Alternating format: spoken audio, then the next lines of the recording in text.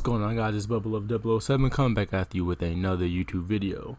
Now, this video is going to be 100% completely different than the normal content I post on my channel.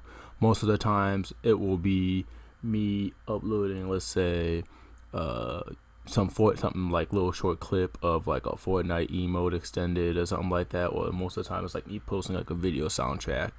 Or recently I've been doing my own personal work, which I have also uploaded to the channel. I did a video game journalism video. I talked about video game journalists, I talked about video game reviews and stuff like that, and about my opinions on them. So this type of video is going to be like a podcast. It's going to be me talking about certain things that have been on my mind, mostly gaming related. I'm gonna try to stray away from, like personal problems or stuff like that, because I'm pretty sure you guys don't really want to hear about that. You guys want to get to the nitty-gritty entertaining piece, and like I said before many times, I'm here to basically entertain you guys. I want to make sure that you guys are happy. I want, if you're feeling down or something like that, I want to be able to be that guy to make you happy. So I decided to do a little podcast type of thing where if you guys want to talk about anything, or if you guys want to hear some of the issues that have been, popping up in the gaming community recently, if you want to, get a second opinion about it, I'm basically going to try to be your guy for that. Now, when it comes to a podcast, obviously, mistakes are going to happen. I'm going to trip over my words and stuff like that. I'm not going to go through and edit them all out and stuff like that. I'm gonna be 100% real with you guys. I want to be able to be upfront with you. I'm trying to basically be like, I'm that person basically who's like right next to you, and you're like actually having like a one-on-one conversation. In a one-on-one conversation, I'm not gonna edit my my voice or whatever to make it sound perfectly right. So I'm just gonna be 100% all natural. Now, a beginning topic I want to talk about is obviously Fortnite. So recently the Fortnite community have been outraged by the changes that came with the last patch they had. The last changes they had were that they added respawn vans. So like when you die in combat, you can pick up like your partner's respawn token, and when you take it to a van, you're able to have them respawn. Now, people have said they took it from Apex, blah, blah, blah, blah. Now, in my opinion, I don't really see any game, like building off of each other. Like, obviously, the Battle Royale category has been a big thing for a while now. So, obviously, you're going to see other people try to make their own spin on it. Now, is that to say they can't get ideas from other games? Obviously, no. They're allowed to do that. I'm not going to go out and say Apex stole from Fortnite or Fortnite stole from Apex, because it's a whole thing is basically a competition, right? If you're basically competing to win over people, and, it's a business, right? So you're going to have people who want to be able to, make more money. So they're going to do whatever it takes necessary to not only satisfy the community, but, make more money in the process. And if that's taking an idea from a video game and making it your own and putting your own little spin on it, then, that's one of the practices that they have to do. So with that, that's been a major issue in the Fortnite community. But the biggest one is the whole revert changes, movement that they have going on. And if you don't know what the revert changes movement is, the whole movement is basically how in Fortnite's, I think it was second to last update, they had it where every time you get a kill, you would get, I think, you would get a little bit of your health back, and you will also get some of your shield back. And they took those changes out. For what reason, I don't know. I think they think it was unfair. They thought people were, after they down someone, they would just kill them instantly and forget about everyone else. And people kind of hated that. They want those changes back. They felt like it was necessary to the game. They felt like, it gave the game more entertainment value, to be said. They feel like that was the most important part of the game. Like when they added it, I know for a fact people were skeptical about it. They were like, I don't want this, why would you put this in the game? But like it grew on people. It grew on me most importantly, I felt like at first it was kind of cheap. I felt like no one's ever gonna die now. This is gonna ruin the game. It sucks. But, me being a college student, I basically had nowhere to play Fortnite. So, like, my little complaining and stuff like that really didn't mean anything to me. But, when I went home for spring break, I was playing Fortnite, and I was like, you know what, this is actually pretty cool. I was like, this is fine. I can work with this. And then, like, I think after the first week I came back, they put the changes in, and then they took it away, and I was like, what the hell, man? Like, I was just getting excited about it. What the hell? But, I mean, it is what it is. I'm not going to be one of the people on their Twitter pages spamming revert. I'm like, again, it is what it is, man. If Fortnite, at least if Epic really wants to, focus on the community, if they say what they're doing, which is listening to the community, then obviously they would change it. But, that's pretty much all I really have to say about, Fortnite as of right now.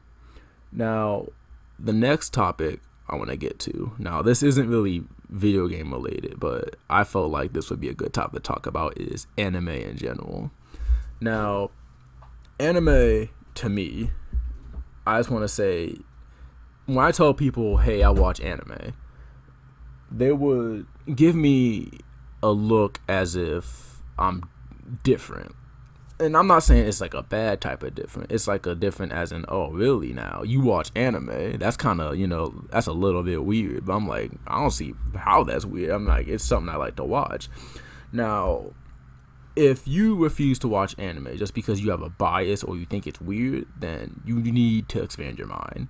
Because if you're that close-minded to the point where you don't want to watch a certain show just because it's anime, then that would tell you that later on in life, you're going to pass up on certain decisions because you don't want to break out of your comfort zone. Now, I'm not saying if you're like, I'm not watching this, you're like, you're closing yourself off to the point where you don't want to do anything. I'm not saying that whatsoever. But it's just the little things that I see. At least that's how I feel about the whole situation.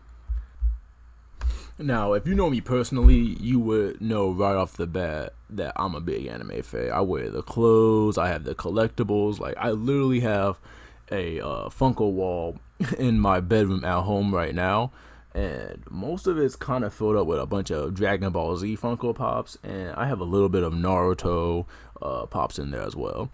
So, other than that, I play the video games. I play a bunch of Dragon Ball Xenoverse. I play a bunch of Dragon Ball Z games and stuff like that. The first one I actually played was Raging Blast, which I wish was backwards compatible on the Xbox.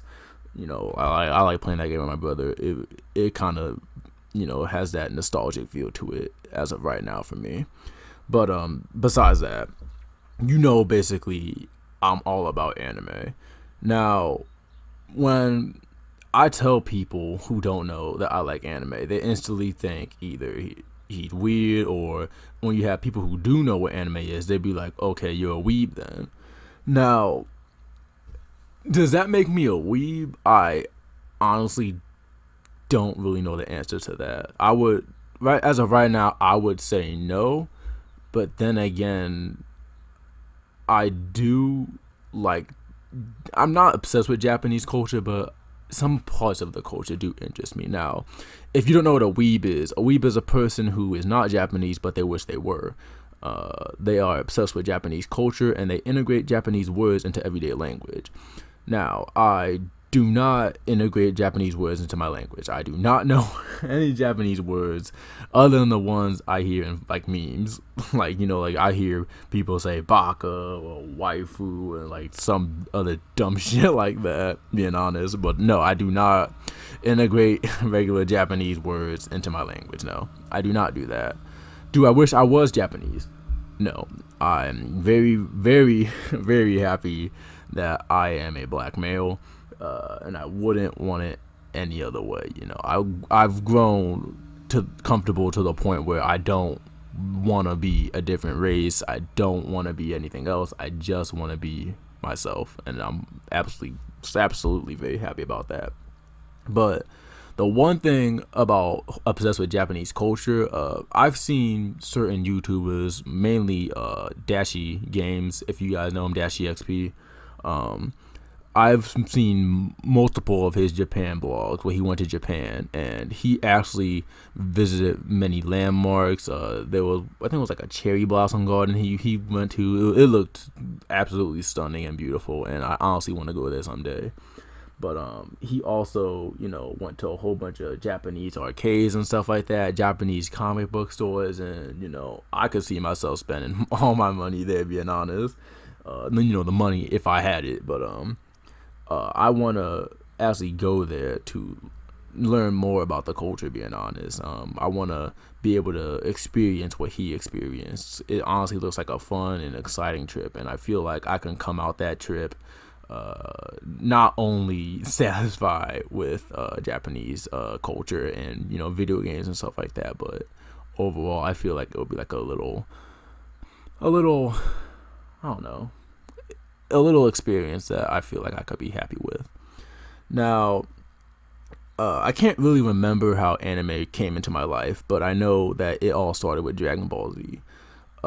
There was always something about the series that just stuck with me to the point where I couldn't stop watching it.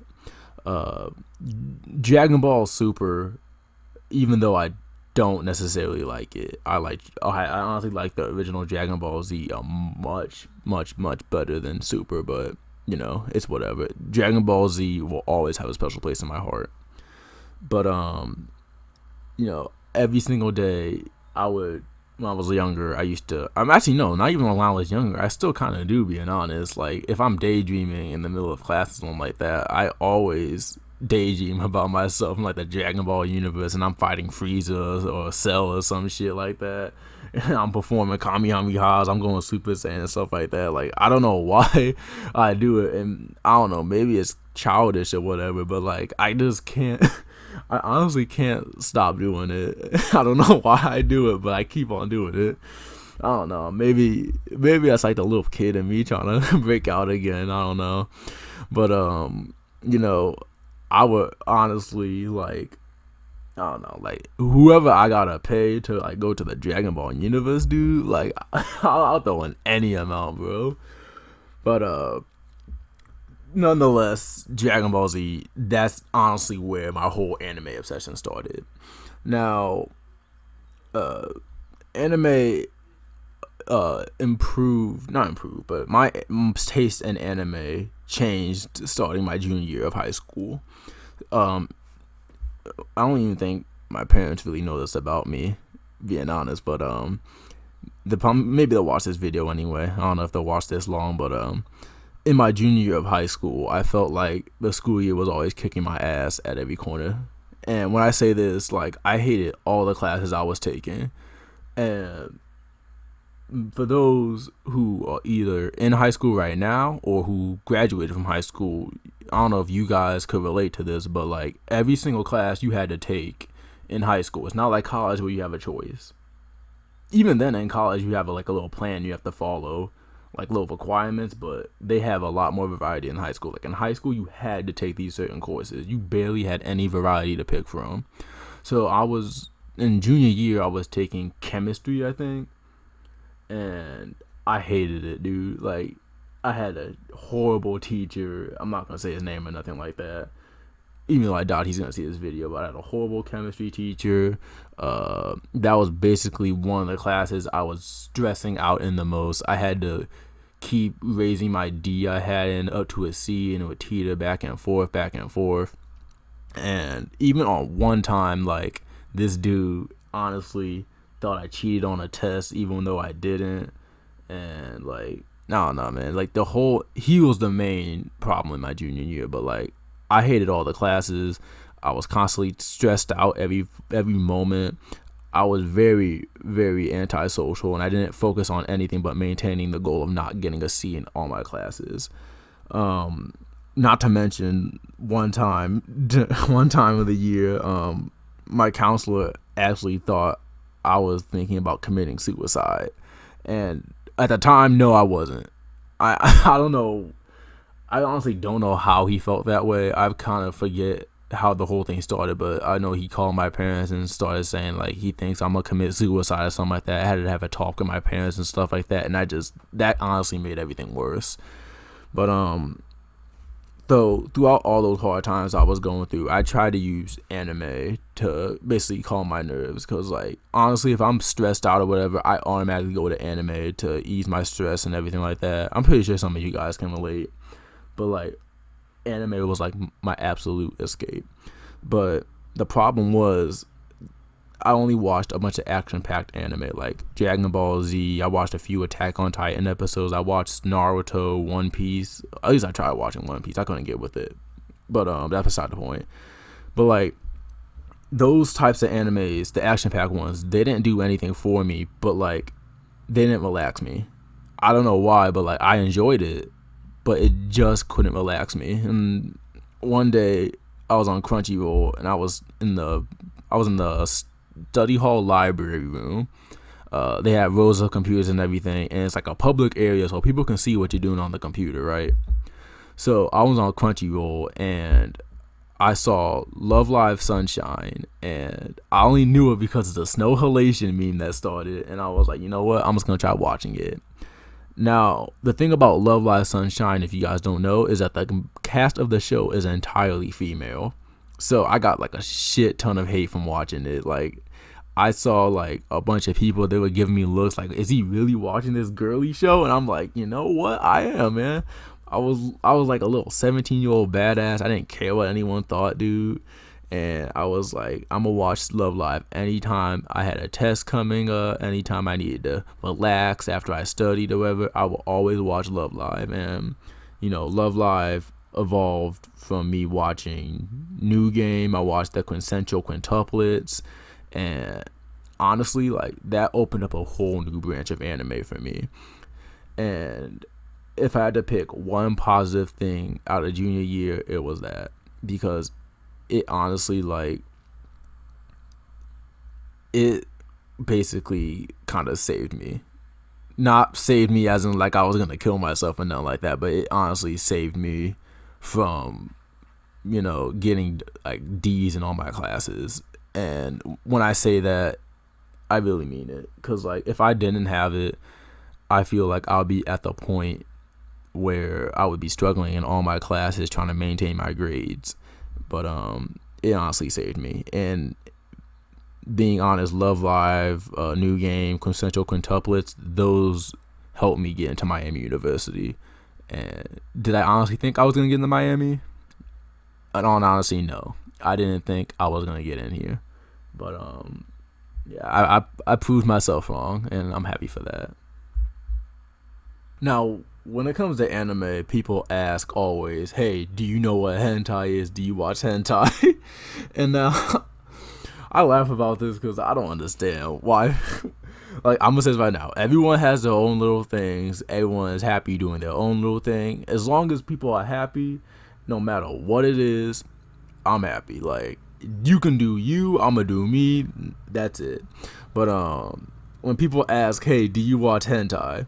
The answer to that, and I'm not gonna say yes, I'm not gonna say no, but you will know the answer when I say this. And this is what I tell people: I don't like 2D girls, because 2D girls aren't real.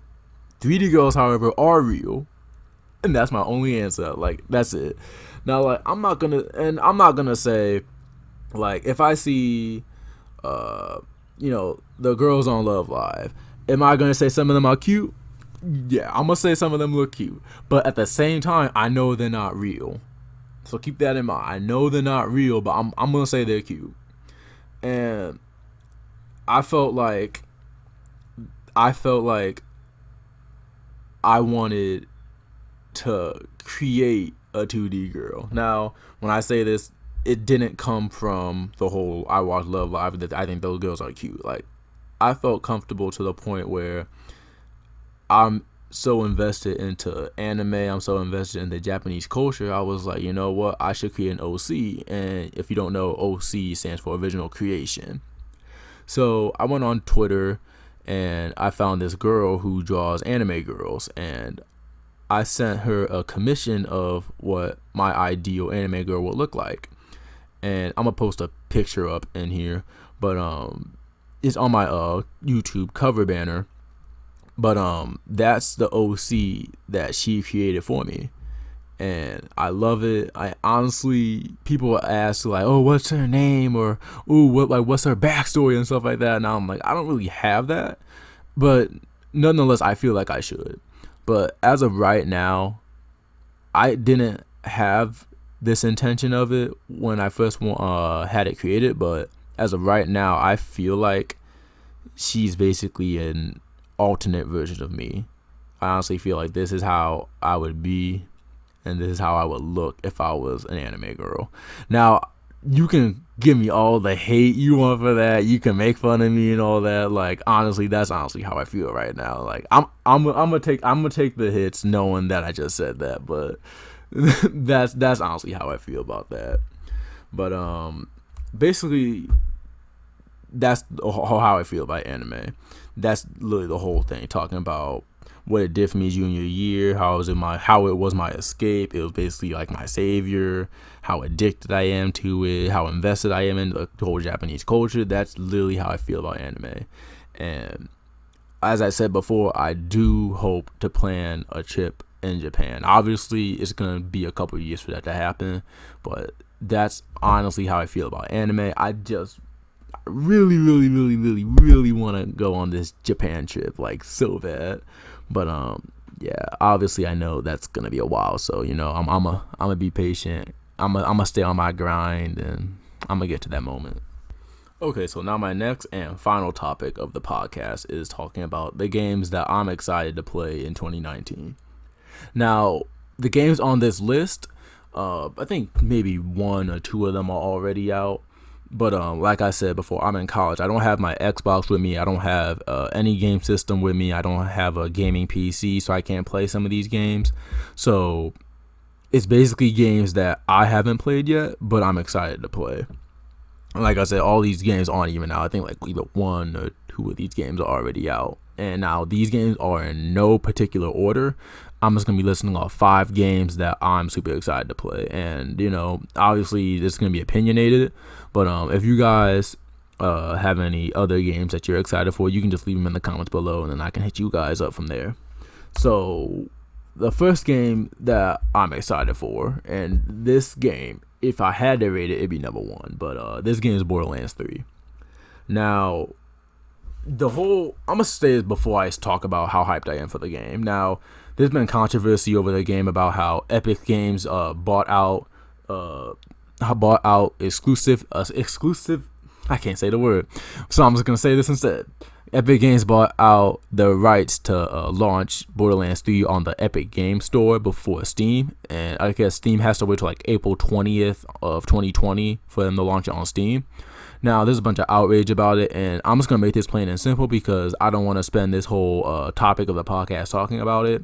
But for the people who complain about the game not being on Steam, and instead they're talking about I'm a pirate Borderlands 3, without a doubt, they're fake fans, dude.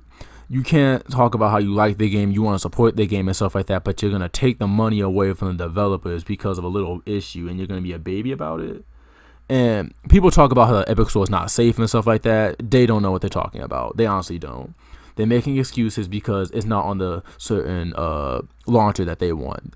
And it's mainly, obviously, it's only PC players who are complaining about it, but they say that they have a right to complain about it because they're gamers, they need to express how they feel. And they were the same people who talked about when certain consoles had exclusives, like how Halo's exclusive to the Xbox, or how games like Persona or God of War is exclusive to PS4, or how games like I'm just gonna say this for example, but like Bayonetta was exclusive to Nintendo for a while. Now, they didn't care back then, but when it's happening to them, they get mad. But the thing about that is they don't have to buy a whole nother $300, even $200 console to play it. They just have to download a free launcher. So I don't understand the whole complaint about it. They can post like a picture of a comparison chart comparison of Steam and Epic. They can keep reposting that all they want, but obviously they're being babies, and apparently they're review bombing the game before it even came out. And review bombing is where they basically report the game, give it bad reviews and stuff like that, just because it's launching on a different launcher. That's stupid. I don't understand it. That's very, very childish. But other than that, like I said, I'm not gonna talk about it any more than that. Anyway. My hype level for Borderlands 3 is off the charts. Literally all the games on this list don't really come close to this legend. I love the Borderlands franchise as a whole, and I don't only enjoy the story, I enjoy the whole loot and the whole grind aspect of it, being honest. The characters in the game are awesome. I love the whole character arcs and stuff like that. I love the commentary they have. I love the funny dialogue.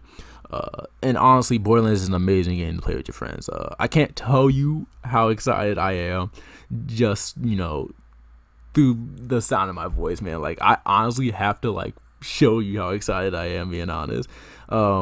This game is honestly my childhood because I played Borderlands 1 and 2, not only with my brother, but I also played it with my dad. We would always, play it, always before we go to bed or something like that for school. I think Borderlands 1 came out in 2007, 2008. I could be wrong. But yeah, it was honestly amazing. And I honestly can't wait for the game to launch in September. Even though I'm going to be in college, I'm going to start my sophomore year.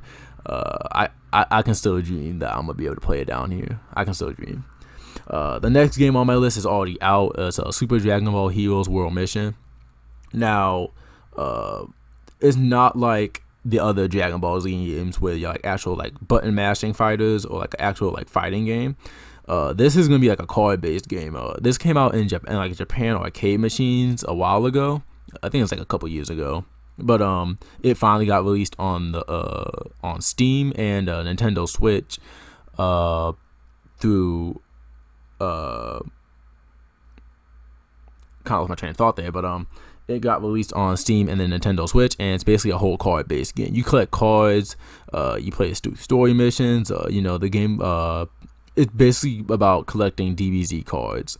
I played Dokkan Battle on my iPhone. I played the Japan version. I just love the art style of all the cards. So I'm looking forward to play this game, and I'm honestly more hyped than when Goku thought he killed Frieza on Namek. But I just can't wait to play this game. Whether I get it on Steam or Nintendo Switch, I'm pretty sure this game can run on my laptop, but I'm more likely gonna get it on the Switch just because the only game I really play on the Switch as of right now is just Super Smash Bros. Ultimate. So maybe I'll build out my Switch library and try something new. The next game on the list is Mortal Kombat 11, and I've always been a fan of the Mortal Kombat franchise. With the gruesome fatalities and the blood and the gore, there's honestly no reason not to love it, unless you're squeamish or something like that. But usually when something comes out new, that means that there's new improvements. That means there's new graphical upgrades, more gore, more fatalities, more and more ways to just literally just demolish your opponent.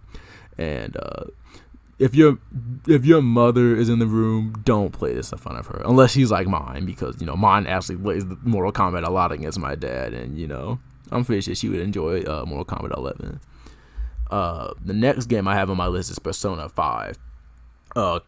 Persona 5, it recently got announced. Well, it recently got leaked for Nintendo Switch. I don't want to say announced because it wasn't announced. It was leaked for Nintendo Switch by Best Buy. Best Buy? I think it was Best Buy. But Best Buy recently leaked that it was going to be on the Nintendo Switch. So, honestly, the whole Persona 5 thing got me hyped when he got announced, when Joker got announced for Smash. And that kind of got me interested in Persona 5. So, when I heard that was going to be on the Switch, I was like, hey, I got the Switch. And I was like, you know what? I'm going to get it now. But, I'm not going to say I have it, but my dad has a PS4. But then again, he doesn't have any games on it. So I don't want to just be like, hey, let me take that PS4 and let me play Persona. So I was like, you know what, I'm going to wait until it comes out on Switch. Even when Joker got announced for Smash, I sort of knew in my mind. I was like, okay, so obviously he's going to come to Nintendo, right? But, in time, they haven't, like I said, it got leaked. They haven't announced it yet, but I have a feeling that it's going to be on Switch anyway. So I'm looking forward to play that. And now the last game, number 5 on my list, is Hightail. And I don't want to say Hightail's not well known, but if you guys don't know what Hightail is basically like Minecraft 2.0. It's Minecraft but better. You can do everything that you do in Minecraft and then some. Like, you can literally do tons of stuff ranging from dungeons, fighting monsters, farming, building, and then there's like a big giant social area where you can do like a tons of stuff. I know in their trailer they show like you can watch movies and stuff like that. There's character customization. There's like mini games and stuff like that you can play with your friends. And honestly, this game, I feel like I would have a lot of fun playing with my brother. Like, this whole entire game seems like it'll be just fitting for me and him just to hang out and stuff like that. Like, I'm all for multiplayer games. I'm all for co-op games. I have more fun when I'm with a bunch of random people or my brother than I do by myself. Maybe that's just the antisocial in me talking, but I just love all those types of games, and that's what I look for. So with that, that's all the top 5 games I'm waiting for in 2019. Now, I guess that's the end of the podcast. I hope I didn't stutter over my words too much throughout the whole entire podcast, and I hope this isn't too lengthy. But this is just a little test run of the podcast to see if I want to keep doing something like this. Hopefully, I can at least use this channel, the whole YouTube channel as a whole basis, so if someone stumbles across my channel one day, they can just click on any one of my videos to see what type of person I am, or if this is the type of person that they want to listen, ramble on. This is the person that they want to relate to.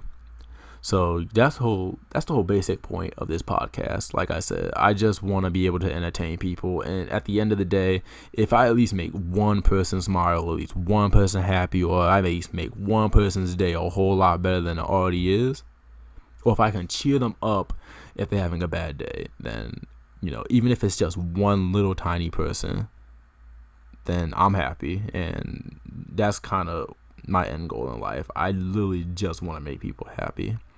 So that's the end of the podcast, guys. I hope you guys enjoyed it. Like I said, I hope it wasn't too lengthy, and I hope you stuck around to the end. But until next time, this has been Bubble of 007, and I will see you guys on the next video. Peace out, guys.